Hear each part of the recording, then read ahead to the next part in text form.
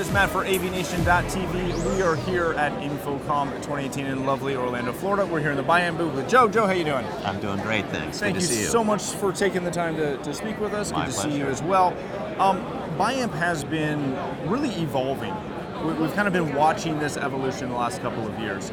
This year, you're showing some new products. You're showing some new, I don't want to say endpoints, but you're really taking it back to the beginning and the end. Tell us a little bit about what Biamp is doing on both ends of the spectrum. Sure.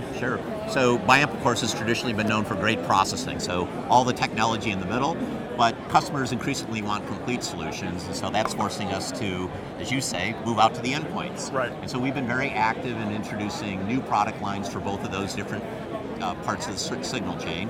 Microphones with our beam tracking technology has been a big hit for the company in the last year and a half.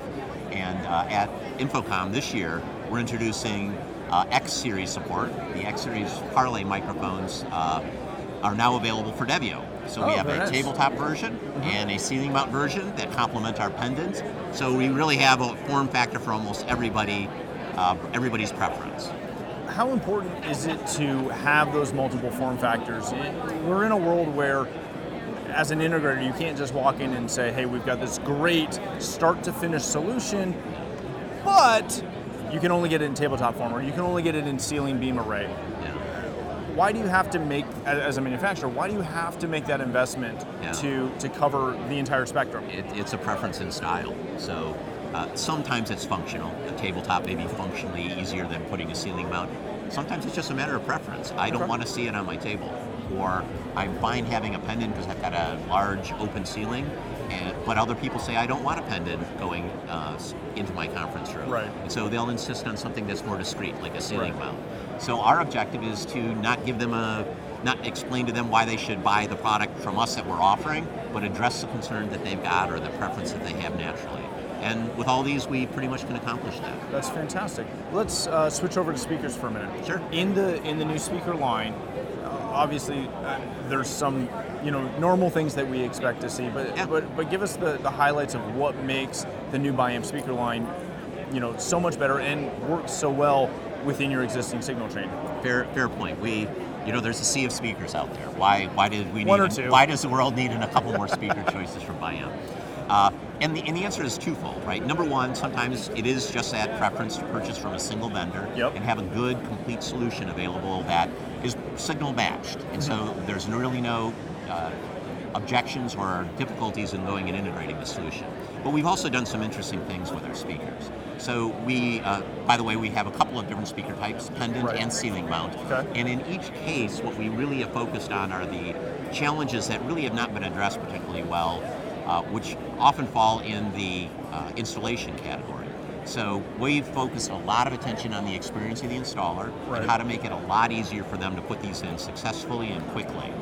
In the conference room, our speakers can be mounted with a single hand.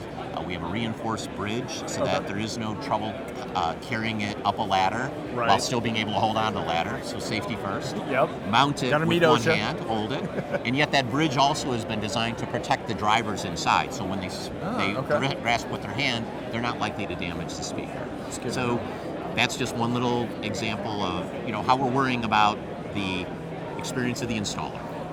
Well, I find it interesting that you bring up experience because that's been the buzzword for everyone in the industry, but it's so often just focused on the end user's experience, right? That's when you hear people talking about experience in the industry, it's end user.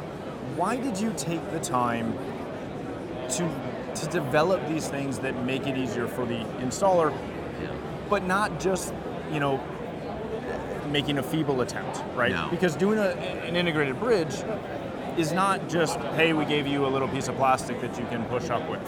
No. Why do you invest like that? Well, we literally map out the entirety of the acquisition process, right? From the designer's experience, the specifier's experience, the purchasers, the installer, the programmers, commissioners, users, and maintainers. Each one of them experiences our product through the own unique little lens. And for us to really be viewed as an extraordinary supplier from each of them, we have to say, how do they experience our product?